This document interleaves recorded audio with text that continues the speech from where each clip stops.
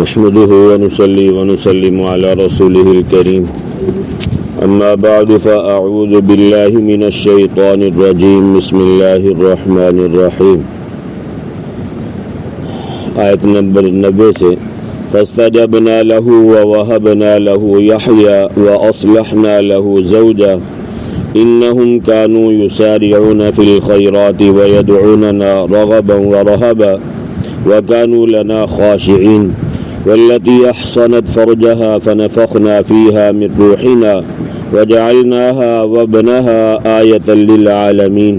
إن هذه أمتكم أمة واحدة وأنا ربكم فاعبدون وتقطعوا أمرهم بينهم كل إلينا راجعون صدق الله العظيم وبلغنا رسوله النبي الكريم ونحن على ذلك لمن الشاهدين والشاكرين والحمد لله رب العالمين اللهم صل على سيدنا محمد النبي الأمي وعلى آله وبارك وسلم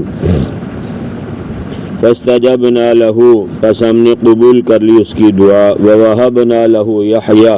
اور عطا کیا ہم نے اس کو یحییٰ علیہ السلام وَأَصْلَحْنَا لَهُ زَوْجَهُ اور ہم نے درست کر دی اس کے لیے اس کی بیوی انہم بے شک وہ کانوا یسارعون تھے جلدی کرتے فی الخیرات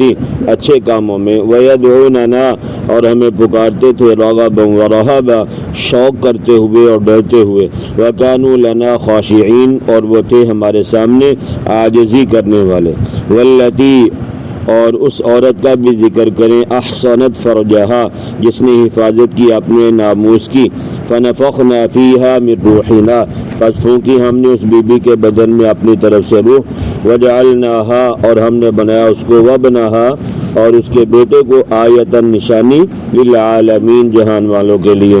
ان ہذہ امتکم بے شک یہ لوگ ہیں تمہارا گروہ امتا واحدہ ایک ہی گروہ وَأَنَا رَبُّكُمْ فَاعْبُدُونَ اور میں تمہارا رب ہوں بس میری ہی عبادت کرو وَتَقَطَّعُوا أَمْرَهُمْ بَيْنَهُمْ اور ٹکڑے ٹکڑے کر دیا لوگوں نے اپنا معاملہ آپس میں كُلٌّ إِلَيْنَا رَاجِعُونَ سب کے سب ہماری طرف ہی لوٹ کر آنے والے ہیں۔ عزیزان گرامی 17واں سپارہ سورہ انبیاء آیت نمبر 90 سے لے کے 93 تک یہ چند آیات کا ترجمہ آپ حضرات کے سامنے کیا ہے۔ کل گزشتہ حضرت زکریا علیہ السلام کے بارے میں تذکرہ کیا تھا اور اسی طرح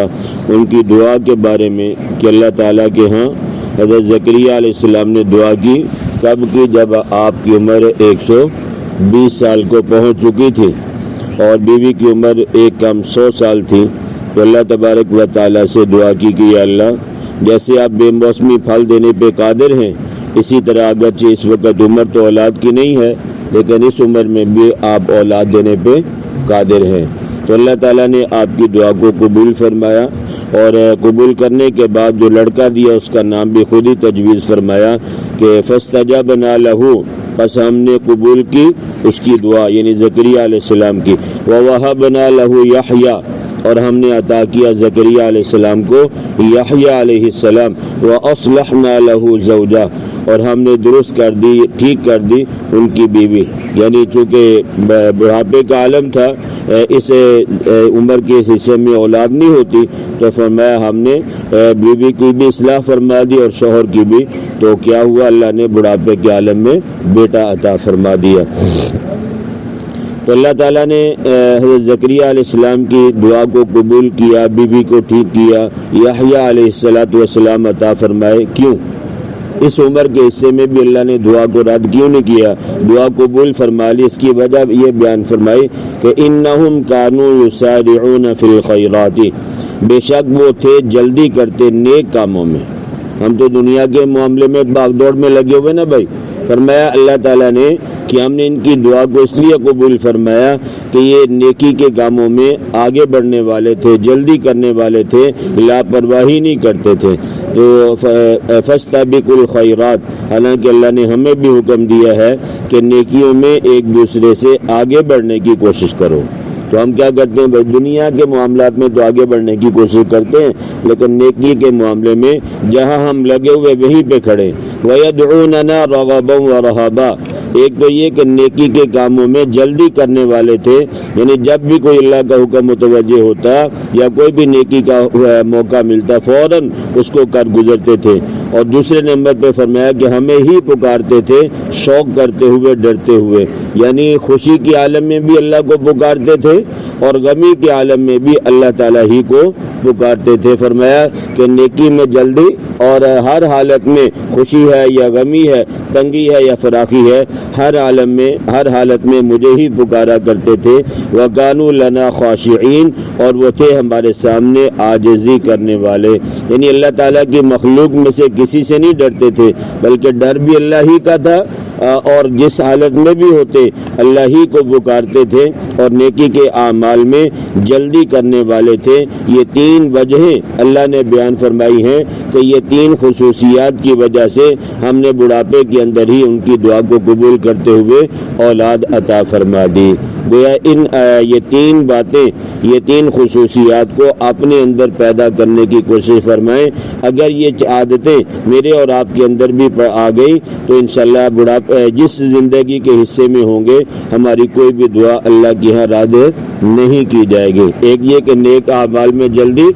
دوسرے نمبر پہ ہر حالت میں خوشی ہے، تنگی ہے، غمی ہے، جو بھی معاملہ ہے، بیماری ہے، صحت ہے، اللہ ہی کو پکارا جائے، اللہ ہی سے دعا مانگی جائے۔ اور پھر تیسرے نمبر پہ یہ ہے کہ تکبر نہ ہو بلکہ ہمیشہ عاجزی اور اسی طرح اپنے آپ کو چھوٹا سمجھنا، یہ چیز اللہ تبارک و تعالیٰ کو بہت ہی زیادہ پسندیدہ ہے۔ آگے اللہ تبارک و تعالیٰ نے حضرت عیسیٰ علیہ السلام کی والدہ ماجدہ حضرت سیدہ مریم علیہ السلام کا تذکرہ فرمایا ہے، واللتی احصنت فرجہا، اور اس بی بی کا بھی ذکر کرو جس نے حفاظت کی، اپنے ناموس کی، اپنے شرمگاہ کی حفاظت کی، فنفخنا فیہا من روحنا، بس پھونکی ہم نے اس بی بی کے بدن میں اپنی طرف سے روح، وجعلناہا وبناہا آیۃ للعالمین، اور ہم نے بنایا اس کو اپنے اور اس کے بیٹے کو نشانی جہان والوں کے لیے۔ مریم علیہ السلام کا ذکر پچھلی صورت میں سورہ مریم میں آپ حضرات کے سامنے تفصیلاً کر دیا کہ آپ نہانے کے لیے گئی جب 17 سال کی عمر تھی، تو جب فارغ ہو گئی نہا کے کپڑے بدل لیے پہن لیے تو اس وقت حضرت جبرائیل امین ایک مرد کی شکل میں سامنے آئے، تو انہوں نے کہا کہ میں اللہ کی پناہ مانگتی ہوں، اگر آپ نیک لوگ ہیں تو یہ کہ نہ تو میں بدکار ہوں اور نہ ہی میرا ایسا کوئی معاملہ ہے، نہ میرا نکاح ہوا ہے۔ جبرائیل امین نے کہا نا کہ اللہ آپ کو بیٹا دینا چاہتے ہیں، تو انہوں نے کہا کہ نہ میری شادی ہوئی ہے اور نہ ہی میں غلط کار ہوں، تو پھر بیٹا کیسے ہوگا؟ فرمایا کہ اللہ تبارک و تعالیٰ کو ایسے ہی منظور ہے، اللہ بغیر باپ کے ہی بیٹا دینا چاہتے ہیں۔ تو فرمایا کہ کذالک اللہ یخلق ما یشاء، اسی طرح اللہ تعالیٰ پیدا کرتا ہے جو چاہتا ہے۔ لہذا حضرت جبرائیل امین نے ان کے ہاں پھونک ماری، جس کی وجہ سے اللہ تعالیٰ نے کچھ ہی دنوں میں 2 یا 3 دنوں میں آپ کے ہاں بیٹے کی ولادت ہوئی ہے۔ یہ اللہ تعالیٰ نے فرمایا کہ وجعلناہا وبناہا آیۃ للعالمین، ہم نے بنایا حضرت مریم علیہ السلام کو اور ان کے بیٹے کو ایک نشانی جہان والوں کے لیے۔ تو یہاں پہ عیسائیوں کا جو نظریہ ہے، غلط نظریہ، اس کی تردید فرمائی اللہ تعالیٰ نے۔ وہ کہتے ہیں معاذ اللہ کہ عیسیٰ علیہ السلام اللہ تعالیٰ کے بیٹے ہیں۔ چنانچہ ہجرت کے 9ویں سال رجب کے مہینے میں نجران سے عیسائیوں کا ایک وفد نبی پاک صلی اللہ علیہ وسلم کے پاس آیا، اور آپ یوں سمجھے کہ گفتگو کہہ لیں یا مناظرہ کہہ لیں کہ نبی پاک صلی اللہ علیہ وسلم کے سامنے انہوں نے مناظرہ کیا یا آپ صلی اللہ علیہ وسلم سے گفتگو کی۔ ایک پادری بولا کہ آپ بتائیں کہ اگر عیسیٰ علیہ السلام کا والد اللہ تعالیٰ نہیں ہے معاذ اللہ، تو پھر یہ بتاؤ والد ہے کون؟ ٹھیک ہے بھائی، یہ سوال کس نے کیا ہے؟ عیسائیوں نے کیا، نجران سے آنے والوں نے نبی کریم صلی اللہ علیہ وسلم سے، چونکہ عیسائی کہتے ہیں عیسیٰ علیہ السلام اللہ کے بیٹے ہیں معاذ اللہ، تو انہوں نے یہ سوال کیا کہ یہ بتاؤ کہ اگر عیسیٰ علیہ السلام کے والد اللہ نہیں ہے تو پھر والد ہے کون؟ جب یہ سوال کیا نا تو اللہ تبارک و تعالیٰ نے سورہ آل عمران آیت نمبر 59 میں اس کا جواب بھی ہے، ان مثل عیسیٰ عند اللہ کمثل آدم، بے شک عیسیٰ علیہ السلام کی مثال اللہ تعالیٰ کے ہاں ایسی ہے جیسے آدم علیہ السلام، خلقہ من تراب، پیدا کیا اللہ تعالیٰ نے آدم علیہ السلام کو مٹی سے۔ اگر بغیر باپ کے پیدا ہونا دلیل ہے کہ عیسیٰ علیہ السلام اللہ تعالیٰ کے بیٹے ہیں، تو پھر آدم علیہ السلام کی اماں اور ابا کون ہے بھائی؟ کیوں بھائی؟ آدم علیہ السلام کو اللہ تعالیٰ نے بغیر ماں کے بغیر باپ کے پیدا کیا یا نہیں کیا؟ ٹھیک ہے بھائی۔ تو حضرت نبی پاک صلی اللہ علیہ وسلم نے فرمایا کہ اگر تمہاری بات کو مان لیا جائے تو پھر یہ بتاؤ کہ آدم علیہ السلام کی اماں کون ہے اور ابا کون ہے؟ اگر اللہ تعالیٰ جیسے تمہارے بقول کہ عیسیٰ علیہ السلام کے والد ہیں، تو پھر آدم علیہ السلام کا باپ کون ہے؟ آدم علیہ السلام کی ماں کون ہے؟ اگر اللہ بغیر باپ کے بغیر ماں کے آدم علیہ السلام کو پیدا کرنے پہ قادر ہے، تو اللہ بغیر باپ کے عیسیٰ علیہ السلام کو پیدا کرنے پہ بھی کیا بھائی؟ قادر ہے۔ بات سمجھ میں آئی کہ نہیں؟ تو جو نجران سے عیسائی آئے تھے ان کو نبی پاک صلی اللہ علیہ وسلم نے یہی بات کر کے خاموش کیا تھا کہ قرآن کی آیتیں کتنی واضح اور کتنی عام فہم ہے کہ بھئی اللہ نے آدم علیہ السلام کو اگر بغیر ماں اور باپ کے پیدا کیا ہے اور عیسیٰ علیہ السلام کو بغیر باپ کے پیدا کیا، اس میں تمہارے لیے کیا مسئلہ ہے؟ کلمہ کن سے اللہ نے پیدا کیا اور اللہ پیدا کرنے پہ کیا بھائی؟ قادر ہے۔ تو یہاں پہ ایک بغیرتی اس نے کی ہے مرزائیوں نے، مرزا قادیانی ملعون نے، اس کی کتاب ہے کشتی نوح، اس کے صفحہ نمبر 16 پہ اس بغیرت نے لکھا ہے کہ مولوی بڑی بری چیز ہوتے ہیں۔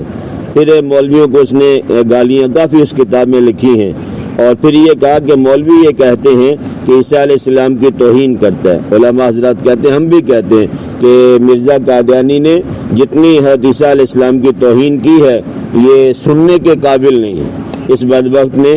یہ کہتا ہے کہ میں نے عیسیٰ علیہ السلام کی تعظیم بھی کرتا ہوں اور ان کی والدہ کی تعظیم بھی کرتا ہوں، اور اس کے ساتھ ساتھ لکھتا ہے کہ میں عیسیٰ علیہ السلام کے والد یوسف ابن نجار کی بھی تعظیم کرتا ہوں اور عیسیٰ علیہ السلام کے 6 بہن بھائیوں کی بھی تعظیم کرتا ہوں۔ عیسیٰ علیہ السلام کی والدہ کی شادی نہیں ہوئی، بولو بھائی، مریم علیہ السلام کی شادی نہیں ہوئی، تو جب شادی نہیں ہوئی تو شوہر بھی نہیں ہے، ٹھیک ہے بھائی، اور اس کے علاوہ عیسیٰ علیہ السلام کے علاوہ اور کوئی اولاد بھی نہیں ہے۔ یہ تعظیم کی شکل میں حضرت مریم علیہ السلام پہ نہ جانے کتنے الزام لگا رہا ہے۔ کہتا ہے میں عیسیٰ علیہ السلام کے والد کی بھی عزت کرتا ہوں حالانکہ آپ کا والد نہیں ہے، اور اس کے علاوہ بہن بھائی بھی نہیں ہے، اور یہ بدبخت کہتا ہے کہ میں ان کے 6 بہن بھائیوں کی بھی عزت کرتا ہوں معاذ اللہ۔ تو یوسف ابن نجار یہ نیک آدمی تھے، سورہ یاسین میں غالباً ان کا تذکرہ آتا ہے، تو یہ ان کی نسبت حضرت مریم علیہ السلام کی طرف کرتا ہے۔ اور ایک اس بدبخت کی کتاب ہے تریاق القلوب، اس میں اس نے لکھا ہے کہ عیسیٰ علیہ السلام کی 3 دادیاں اور 3 نانیاں معاذ اللہ زناکار اور کسبی عورتیں تھیں، اور پھر یہ کہتا ہے میں تعظیم کرتا ہوں۔ ایسا بدبخت آدمی تھا، ایسا مردود آدمی تھا، نہ جانے ہمیں اس بات کی سمجھ نہیں آتی کہ کیسے لوگ اس کے پیچھے لگے ہوئے ہیں اور اپنے ایمان کا سودا کر کے یعنی اتنا بڑا معاملہ خراب کر رہے ہیں۔ تو بہرحال یہ کہ ایک خطرناک فتنہ ہے مرزا قادیانیوں کا۔ اللہ تبارک و تعالی جزائے خیر عطا فرمائے ختم نبوت والوں کو کہ جہاں بھی کوئی ان بدبختوں نے معاملہ کرتے ہیں تو فوراً ان کے تعاقب میں پہنچتے ہیں، اور بحمد اللہ تعالی بر وقت اسے فتنے کی سرکوبی کی جاتی ہے۔ تو اس لیے اپنی اولادوں کو بھی اس کے بارے میں بتانا ہے کہ نبی پاک صلی اللہ علیہ وسلم آخری نبی اور رسول ہیں، آپ کے بعد اللہ تعالیٰ نے نبوت کا سلسلہ کیا کر دیا بھائی؟ بند کر دیا۔ آپ کے علاوہ اور قیامت تک کوئی نیا نبی آنے والا نہیں ہے، جو بھی آئے گا وہ جھوٹا ہوگا، ملعون ہوگا، دجال ہوگا، نبی نہیں ہو سکتا۔ یہ اپنی اولادوں کو اس طرح سمجھائیں جیسے ہم دنیا کے معاملات سمجھاتے ہیں، تاکہ ہماری اولادیں، ہماری نسلیں بھی مرتے دم تک اس فتنے کا شکار نہ ہو۔ تو فرمایا کہ ان هذه امتکم، بے شک یہ لوگ ہیں تمہارا گروہ، امۃ واحدہ، ایک ہی گروہ، یعنی جن بزرگوں کا تذکرہ ہوا ہے، نوح علیہ السلام، ابراہیم علیہ السلام، ایوب علیہ السلام، داؤد علیہ السلام، سلیمان علیہ السلام، اسماعیل، باقی جتنے حضرات کا تذکرہ ہوا، فرمایا یہ سارے کا سارا ایک ہی گروہ ہے۔ وَأَنَا رَبُّكُمْ، اور میں تمہارا رب ہوں، فَاعْبُدُونِ، بس تم میری ہی عبادت کرنا، ان میں سے کسی اور کی نہیں کرنا۔ فرمایا یہ جو نبیوں کا نام لیا نا، یہ ساری بزرگ شخصیات ہیں، یہ میرے نمائندے ہیں، میرے بھیجے ہوئے رسول تو ہیں، لیکن خدا میں ہی ہوں، لیکن خدا ان میں سے کسی نبی کی عبادت نہیں کرنی، نبی کی اتباع کرنی ہے، نبی کا کہنا ماننا ہے،